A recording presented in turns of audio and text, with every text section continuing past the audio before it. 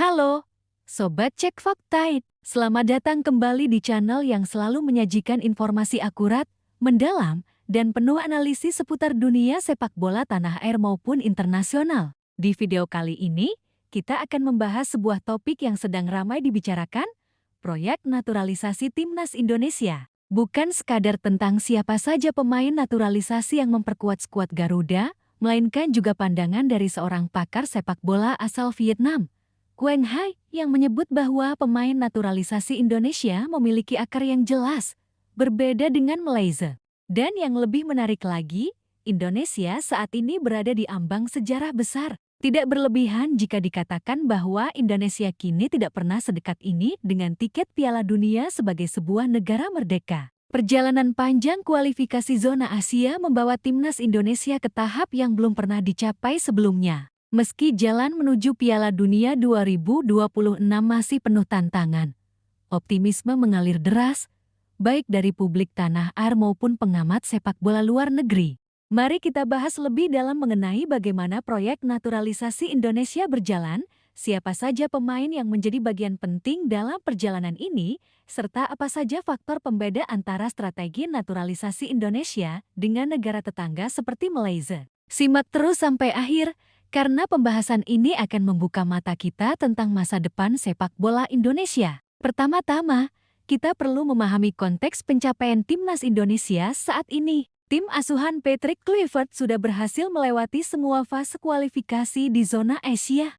Indonesia menjadi satu-satunya tim yang benar-benar melewati seluruh tahapan, mulai dari putaran awal, fase grup, hingga akhirnya masuk ke babak keempat kualifikasi. Pencapaian ini saja sudah bisa dianggap luar biasa, mengingat sebelumnya, Indonesia sering kesulitan bahkan untuk menembus fase lanjutan. Namun, target besar tentu saja bukan sekadar berhenti di babak keempat. Untuk bisa lolos langsung ke Piala Dunia 2026 yang akan digelar di Amerika Serikat, Kanada, dan Meksiko, Indonesia harus menjadi juara grup di babak keempat. Di grup B, lawan yang akan dihadapi bukanlah tim sembarangan. Ada Arab Saudi yang dikenal sebagai salah satu kekuatan besar Asia Barat, dan juga Irak, tim dengan sejarah panjang di kompetisi Asia. Tidak bisa dipungkiri, tantangan ini sangat berat. Disinilah peran proyek naturalisasi menjadi sangat vital. Beberapa tahun terakhir, PSSI di bawah kepemimpinan Erick Thohir gencar melakukan proses naturalisasi,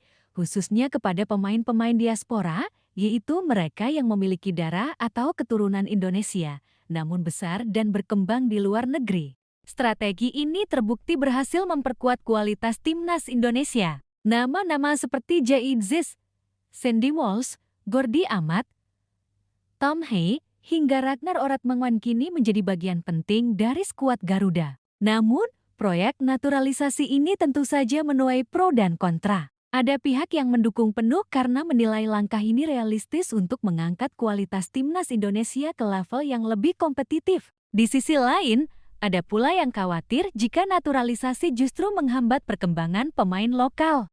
Menanggapi hal ini, Quang Hai, seorang pakar sepak bola asal Vietnam, memberikan pandangan yang cukup menarik. Menurutnya, proyek naturalisasi Indonesia berbeda dari Malaysia. Jika Malaysia sering dikritik karena merekrut pemain asing tanpa keterikatan darah atau akar budaya yang kuat, Indonesia justru punya keuntungan besar karena para pemain naturalisasinya rata-rata adalah keturunan Indonesia. Mereka memiliki akar, identitas, dan hubungan emosional dengan tanah air.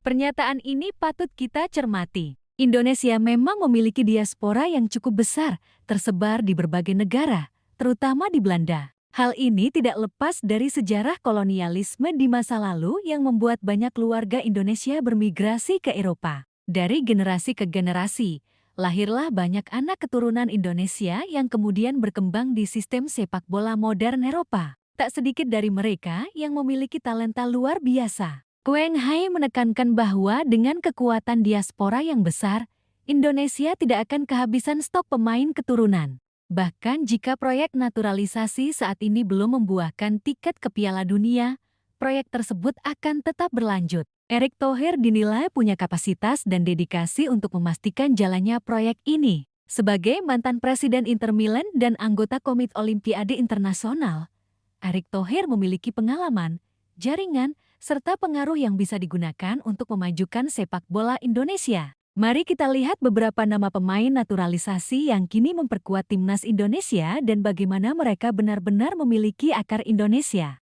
Pertama, ada Jordi Amat, bek tengah yang kini menjadi kapten timnas Indonesia. Jordi lahir di Spanyol, besar di Akademi Spanyol, dan pernah bermain di La Liga serta Liga Inggris. Namun, siapa sangka bahwa Jordi ternyata memiliki darah Indonesia dari neneknya yang berasal dari Makassar. Proses naturalisasinya sempat menjadi sorotan, namun kini Jordi menjadi salah satu pemimpin di lini belakang timnas. Kedua, Sandy Walsh, pemain yang lahir di Belgia dan meniti karir profesional di Eropa. Sandy memiliki darah Indonesia dari sang nenek yang berasal dari Jawa. Setelah proses panjang, Sandy akhirnya resmi menjadi warga negara Indonesia. Kiprahnya sebagai bek kanan membuat lini pertahanan Indonesia semakin solid. Ketiga, ada Jay Idzis, pemain belakang yang bermain di Venezia, Italia. Jay adalah pemain keturunan Indonesia Belanda. Dengan postur tinggi besar dan kemampuan membaca permainan yang baik,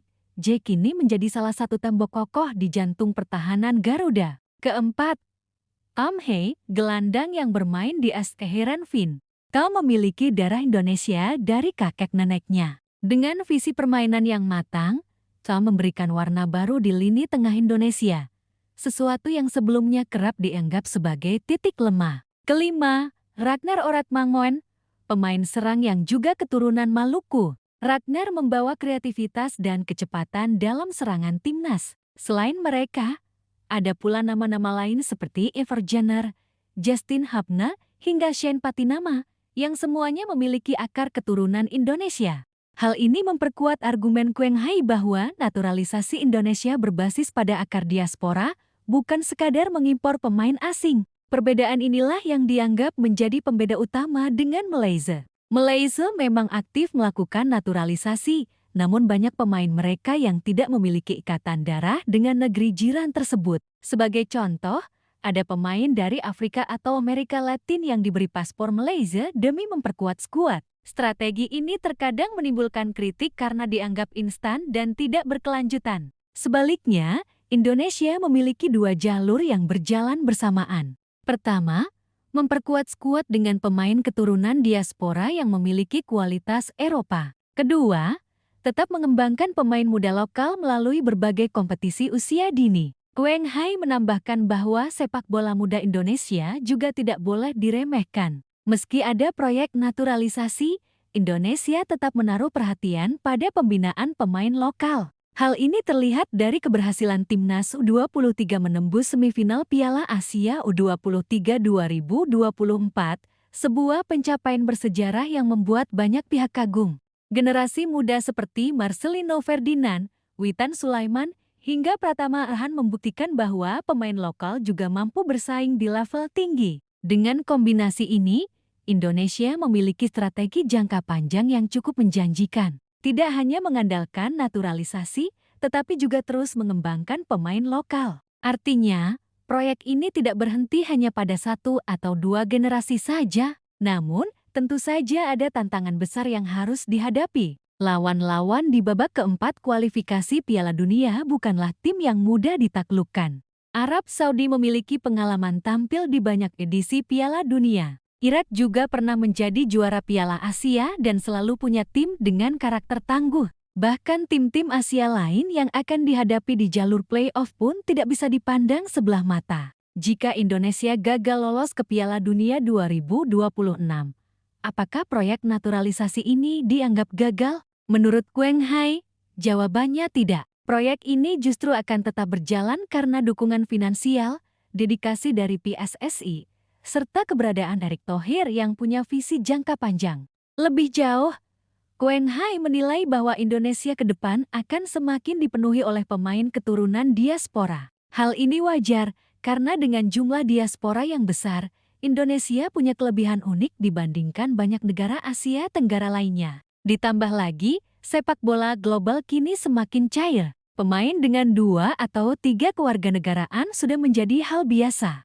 Pernyataan Quang Hai ini sebenarnya sejalan dengan kenyataan di lapangan. Para pemain naturalisasi Indonesia bukanlah sosok asing yang sama sekali tidak punya hubungan dengan tanah air. Mereka justru merasa bangga bisa memperkuat Indonesia, negara leluhur mereka. Lihat saja bagaimana Jordi Amat dengan penuh kebanggaan mengenakan ban kapten, atau bagaimana Tom Hee yang merasa terhormat bisa menyanyikan Indonesia Raya sebelum pertandingan dimulai. Semua ini menunjukkan bahwa proyek naturalisasi Indonesia bukanlah sekadar formalitas administratif, melainkan juga mengandung nilai emosional dan kebanggaan. Di sisi lain, dukungan publik juga semakin kuat. Dahulu, naturalisasi kerap dipandang negatif karena dianggap sebagai jalan pintas. Namun kini, banyak supporter yang menyambut positif kehadiran pemain keturunan. Mereka dinilai mampu meningkatkan kualitas permainan dan membuat Indonesia lebih percaya diri menghadapi tim-tim besar Asia. Tentu saja, tetap ada pekerjaan rumah besar yang harus diselesaikan. Kompetisi domestik harus terus dibenahi agar pemain lokal bisa berkembang lebih baik. Infrastruktur sepak bola, mulai dari lapangan latihan hingga pusat pembinaan usia dini, juga harus terus ditingkatkan. Tanpa itu semua, naturalisasi hanya akan menjadi solusi sementara. Namun dengan arah yang sudah terlihat jelas, Indonesia tampaknya sedang berada di jalur yang benar. Perpaduan antara pemain diaspora dan pemain lokal menjadi kombinasi yang ideal. Jika dikelola dengan baik, bukan tidak mungkin Indonesia bisa mewujudkan mimpi tampil di Piala Dunia. Pada akhirnya, apakah Indonesia akan lolos ke Piala Dunia 2026 atau tidak?